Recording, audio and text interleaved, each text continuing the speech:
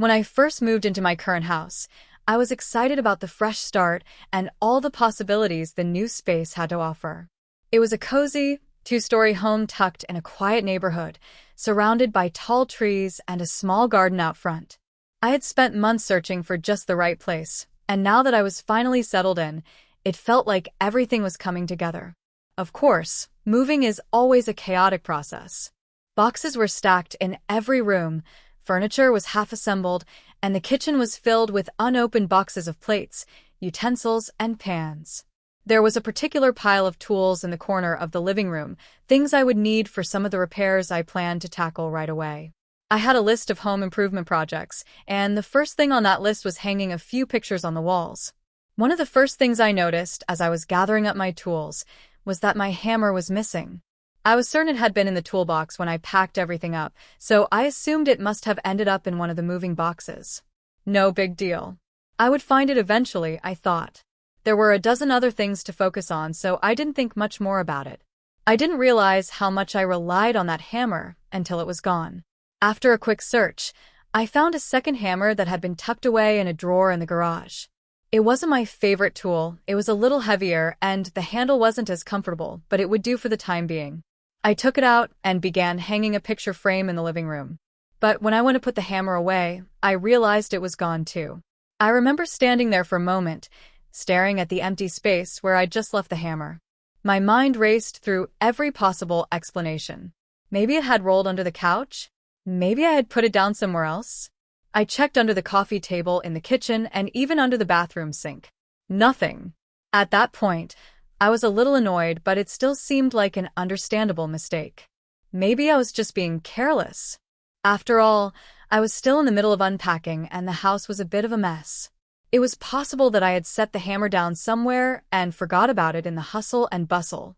So, I grabbed a third hammer, a backup I had stashed in the shed, and I continued on with my projects.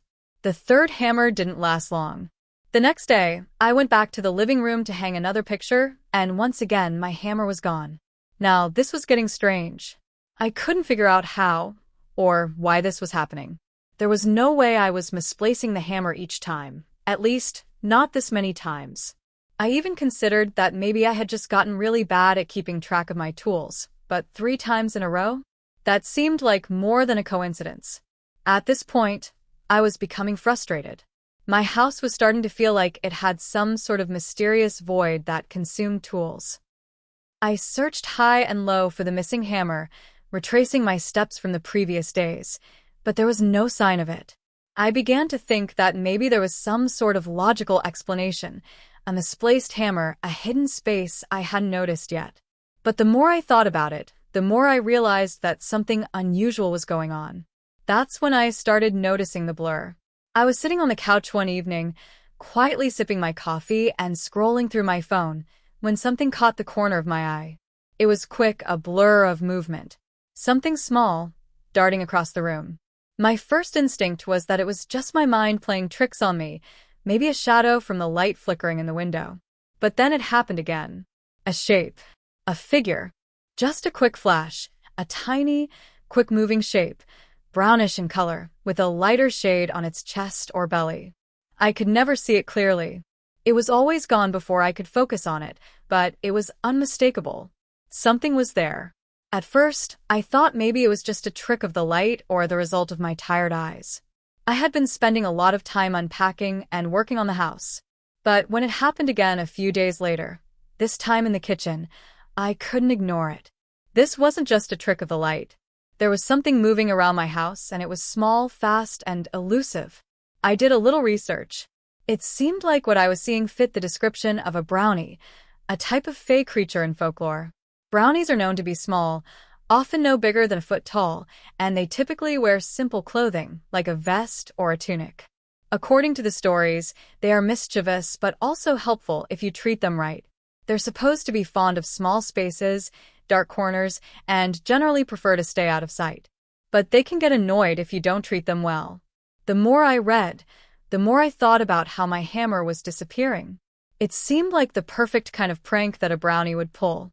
Maybe it didn't like the noise I was making while hammering nails into the wall to hang my pictures. After all, In folklore, they're sensitive to disturbances in their space. The thought of a mischievous little fae hiding my tools was both unnerving and, in a strange way, amusing. So I decided to try something. If this little brownie really was responsible for the disappearing hammers, maybe I could make peace with it.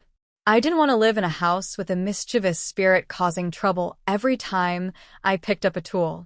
I went out to the store and bought a small assortment of treats, some honey, raisins, and a handful of nuts. I also found a small bowl that I thought would be the perfect size for an offering. I placed the bowl on a small table near the front door, along with a note explaining that I was new to the area and wanted to be a good neighbor. I didn't know what else to say. I wasn't exactly sure how to make a formal peace offering to a tiny, unseen creature, but I figured it couldn't hurt to try. That night, I went to bed feeling a little silly, but also strangely hopeful. The next morning, I was surprised to find that the bowl was empty, and, even more surprising, all 3 of my missing hammers had reappeared, neatly placed in the living room, just where I had left them. I couldn't explain it. I didn't know for sure if it was the brownie or just coincidence, but in that moment, I felt a little bit of relief. The strange occurrences had stopped, and the house felt a little more like home again. The hammers stayed where I put them, and I didn't see any more of the little figure darting around the house. It seemed like the brownie had accepted my offering, and in return, I had my tools back. It's been a few months now since that strange episode, and while I still don't fully understand what happened, I've come to appreciate the mystery of it all. Whether it was a mischievous fae, or just some quirky set of coincidences, I've learned that sometimes it's best to take things with a little bit of humor. And maybe, just maybe, it's not a bad idea to be kind to the unseen forces around us, whether they're spirits, fae, or just the little oddities of life. In the end, I don't know if the brownie is still around, but I like to think it's happy with the offering I left. And if I ever need to hang another picture, I'll be sure to keep my hammer close, and maybe leave a little extra snack out just in case. This version gives more details and feels like a real-life account, fleshing out your original story with added context, emotion, and a bit of humor.